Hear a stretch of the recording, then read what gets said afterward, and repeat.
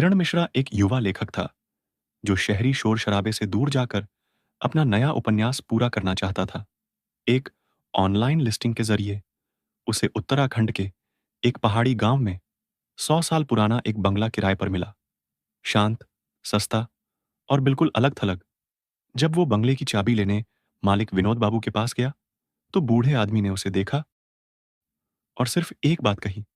सब कुछ खुला है, बस तहखाना मत खोलना। किरण ने हंसते हुए पूछा। तहखाने में कोई भूत रहता है क्या? विनोद बाबू मुस्कुराए नहीं, बस बोले। कुछ दरवाजे इसलिए बैंड होते हैं कि कुछ चीजें अंदर ही रहे। किरण ने बात को मजाक समझा और लिखने में जुट गया। पहले 2 दिन अच्छे बीते। पहाड़ी हवा, चाय और अकेलापन, वो ठीक वही था जो एक लेखक चाहता है।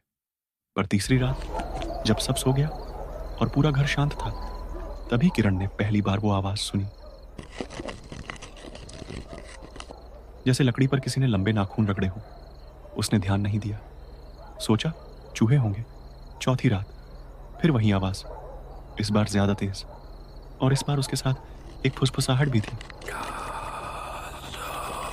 किरण को झटका लगा। उसने लैपटॉप बंद किया, एक गिलास पानी पिया और खुद से बोला, मैं थक गया हूं, नींद आ रही है। ये सब दिमाग का खेल है। 5वीं रात को वह बर्दाश्त नहीं कर सका। उसने नीचे जाकर देखा। सीढ़ियों के अंत में एक भारी लकड़ी का दरवाजा था जिस पर पुराना ताला लगा था, लेकिन ताला पहले से आधा खुला था।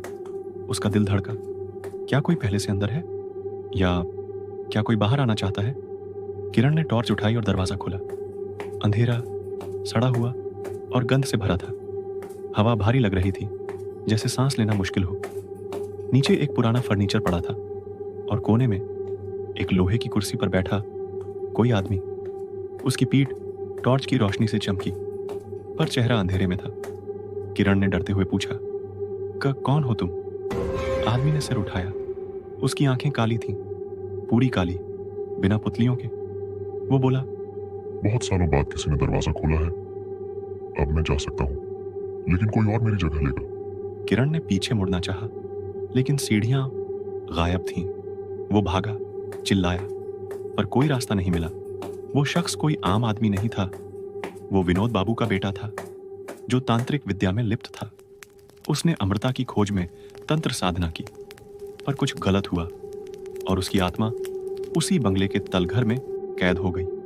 विनोद बाबू ने उसे बंद कर दिया ताकि वो कभी बाहर ना आ सके। लेकिन अब दरवाजा खुल चुका था। अगली सुबह विनोद बाबू फिर बंगले के बाहर खड़े थे। उन्होंने देखा बंगले का मुख्य दरवाजा खुला था।